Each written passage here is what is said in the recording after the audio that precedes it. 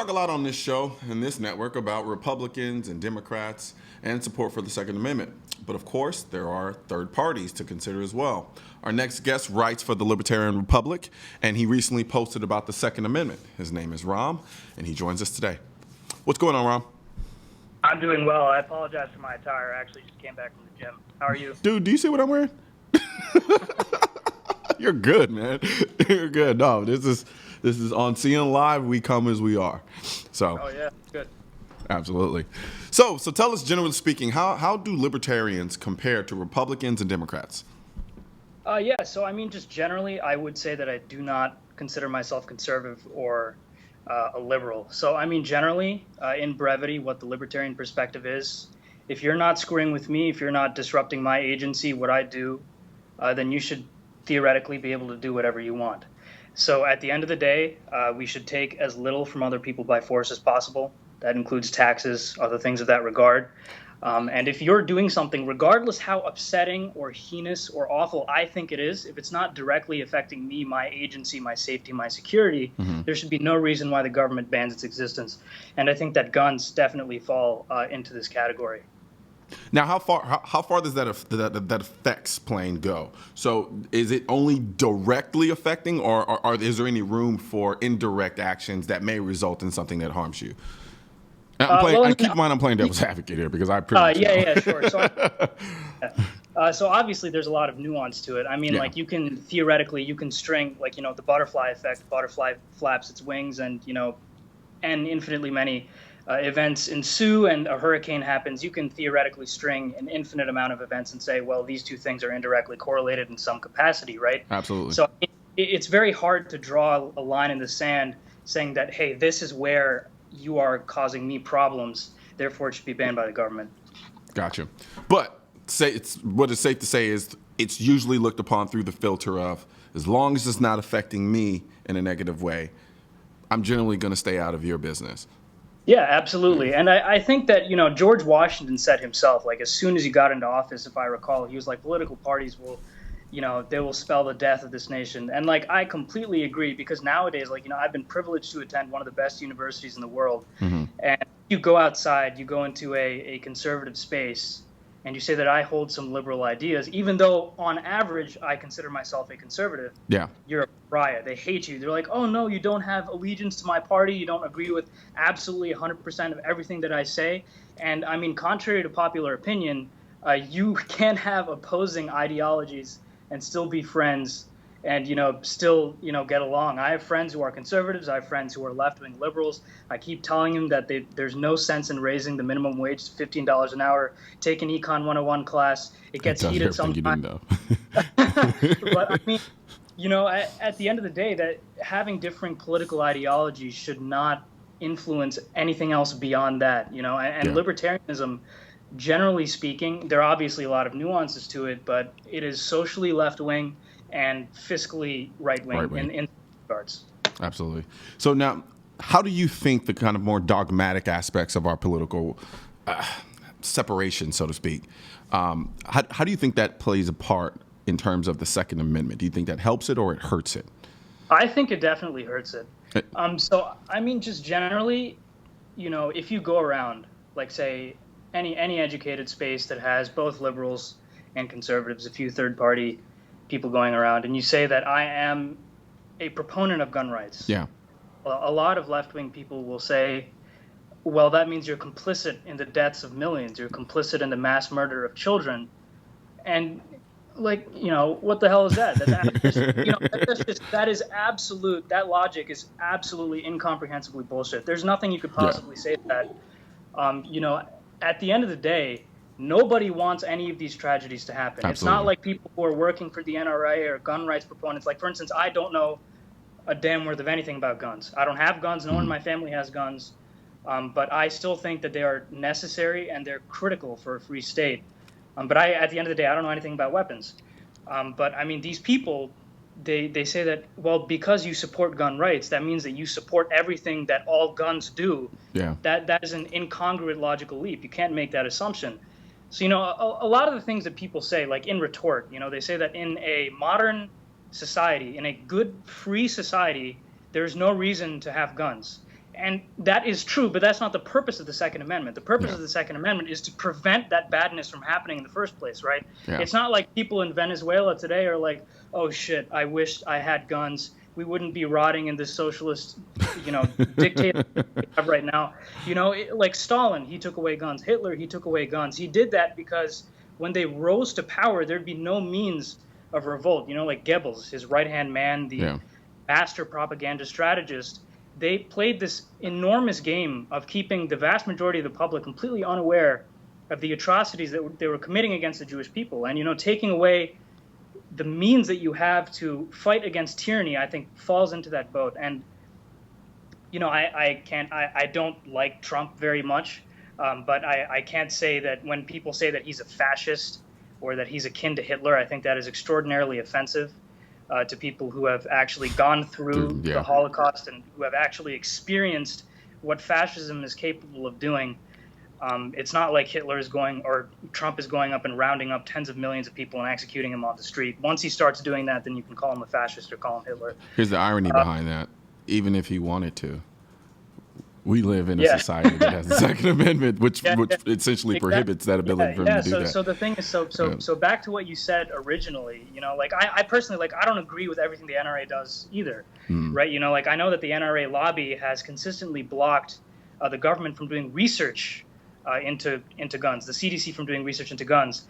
And I personally disagree with that. I think that freedom of information, I think that it is good to know of guns, to what extent they could correlate with damage. But like I say in my piece, that shouldn't matter, right? Having a car is way more dangerous than not having a car, but they're not illegal because when you weigh the positives and negatives of having a car, you realize that statistically it's way more practical to have a car than to not have a car, right? If you have to travel for work, etc. So I mean, if for instance, so let's go. No, you're good. So let's talk about the CDC aspect really quickly. Just from my understanding, I think it was more so that the kind of leaking of impartiality that comes with something that's supposed to be objective in terms of research, right? I think in many ways, the individual who was heading the CDC at the time, who was purporting to engage in this type of research, had already kind of demonstrated leanings that were inherently anti. And so there's always going to be a concern there with respect to who's conducting this research, because I'm pretty sure you're aware of, there's so many variables and things that you have to account for. And it's very easy to manipulate findings. I'm pretty sure you could have a stat for something and I can have a stat that counters that. And we're technically right in a sense, but at the same time, there are so many other variables that are not accounted for with respect to that. And so I think that was the concern there in terms of kind of, go ahead, say it again. Yeah, so I said, may I respond to that though? Yeah, go ahead. Yeah, so having done lots of scientific research, it's not like one published paper results in some insurmounting change that affects everything. It has to go through a very rigorous peer reviewal process whereby, different researchers who have conducted independent experiments regarding the same topic have corroborated your findings. And if that happens to a massive degree, then only does it supplant the current paradigm. So in research, if one person comes up with a theory that says that something is bad, something is awful, it's not just instantaneously going to take root in the scientific community. And speaking as a mathematician, one paper doesn't destabilize anything. You can't just say that, and that's precisely because of what you just said, is because of bias. They realize that a researcher might be biased, but in my opinion, that shouldn't mean that the research shouldn't take place. You see, like I said, because I strongly believe that even if people were to say that having a gun in your home is more dangerous than not having a gun, I still think that guns should be legal.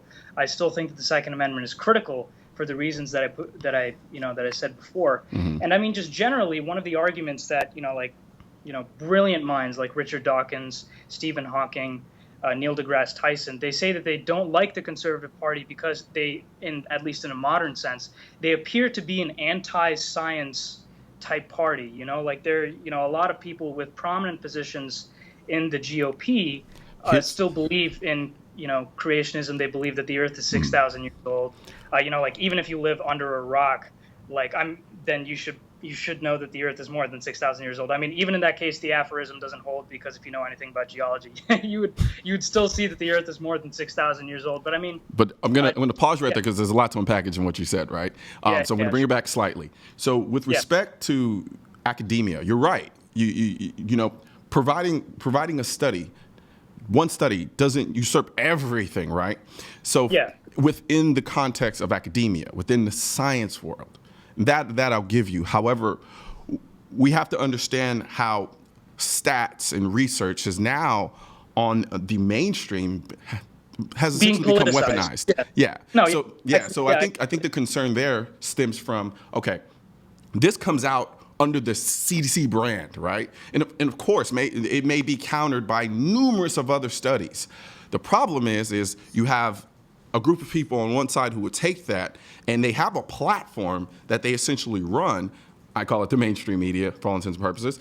And they use that and they put that out there as the authoritative figure. And so once that happens, when we're talking about something like the gun culture, which largely directs where we go from a political standpoint, it can become incredibly dangerous when you don't have a narrative that has the same platform to counter that study. Because the vast majority of people aren't going to look at the counter studies that take place because they largely exist in the microcosm of academia. Well, I mean, you could easily flip that and point to Republicans who don't believe in climate change, right? Mm-hmm. So I mean, like the vast, and when I say vast, I mean the overwhelming consensus in the STEM community is that climate change is real, it is deleterious to the environment, and it is exacerbated by human activity. And I believe that. Actually, that's not even the right word. I know that that's true because belief implies an element of faith.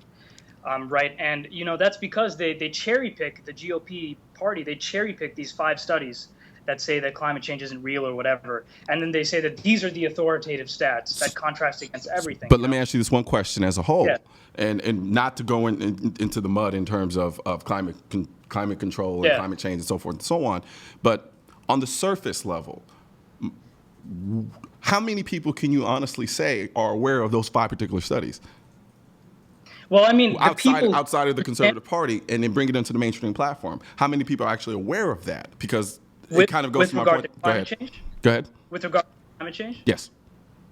Well, I mean, the people who denounce climate change as being false or fake are outside of the STEM community. Like, it's akin to, like, when I talk to a super left-wing person, and they say that the minimum wage should be raised to $15 an hour. I tell them, well, if you, as a person with a quantitative finance background or even a basic understanding of remedial economics, if you introduce a price floor that high, you will price out a massive amount of people from the job market.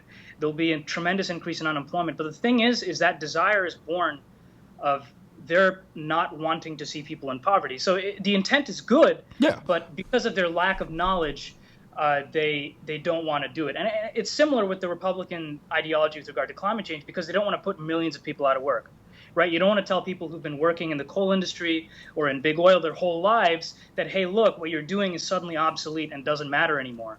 But the thing is, with the libertarian perspective, everything is controlled by the free market, by capitalism. And currently, Bloomberg has actually released many studies with this regard. Regardless of the power of the oil lobby, or telling people that climate change is false, that it's bad, the market forces are so strong that companies are still pushing towards wind and solar. Like even Aramco in Saudi Arabia, they're building a massive contingent of solar and wind things because they see these market forces. They see that people are pushing towards green energies. And the people who are saying that climate change is fake, these are the people who are championing these 5 studies, and all of their constituents are like, "Hey, look at these 5 studies." Right? Okay. So I'm gonna pause because we're kind of going way left field here, and I got sucked in because my mind would just go wherever it goes. Absolutely. So we can go back to guns now. But no, we're so out of time. It's not even funny. I'm probably going to get yelled at after this, but it doesn't matter. Okay. But I really appreciate it, Rom. But no, please come back and join us so we can continue this conversation even further. Probably should have had you on for a lot longer. Absolutely, sounds good. The next time I come back online, I'll talk exclusively about guns. No, you're good, man. All right, you have a good one, man. Yeah, you too. All right, we're going to take a short break, and then we'll be checking out some pistol caliber carbines from Flint River Armory.